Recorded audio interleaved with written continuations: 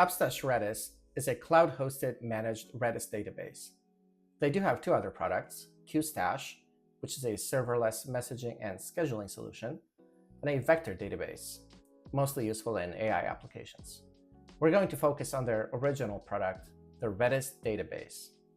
Upstash Redis is similar to other cloud-hosted Redis solutions in that it offers a TCP connection to the database, most of the core Redis API, replication, and persistent storage.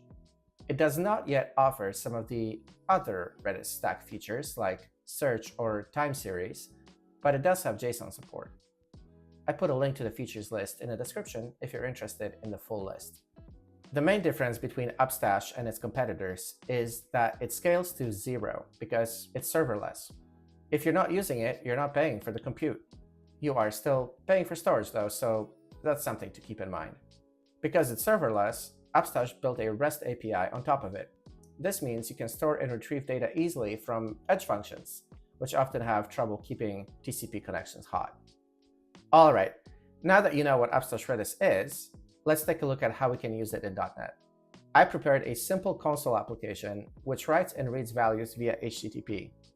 This isn't a how-to Redis tutorial. There are already plenty of those, but more like how to Upstash.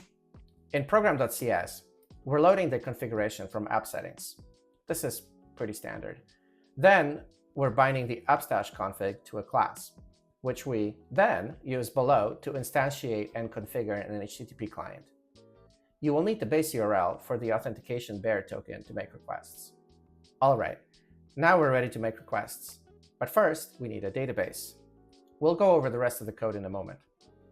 On the main dashboard, click Create Database. For the name, make it memorable or relevant. For region, you can select whatever is closest to you. If your app is aiming at the Western audiences, I recommend US East.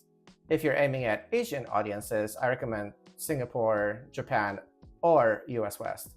Click Next, select Free, or if you already have a payment option added, one of the other ones. Click Create. Once created, you'll be on the list page of the databases. Click on the database you created, then go to Data Browser. This is where we'll see our keys appear after we create them via our .NET application. I have 4 different HTTP calls here.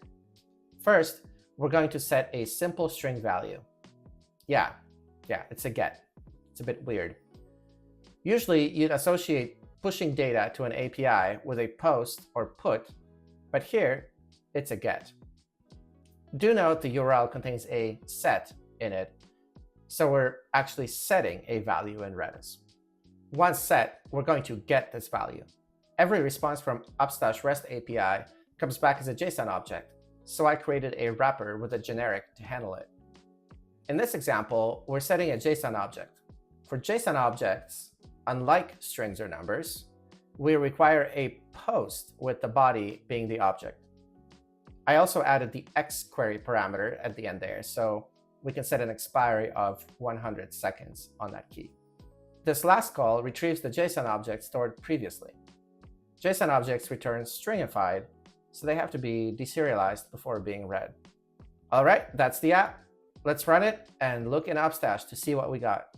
We have our keys here, and if we look at the values, they are exactly what we'd expect. You can see here that channel parameters has an expiry that's counting down. Once it counts all the way down to 0, the key will disappear. And there you have it. Upstash Redis with .NET 9. Pretty easy, right? If you found value, give a thumbs up. Thanks for watching, and I'll see you in the next one. Take care.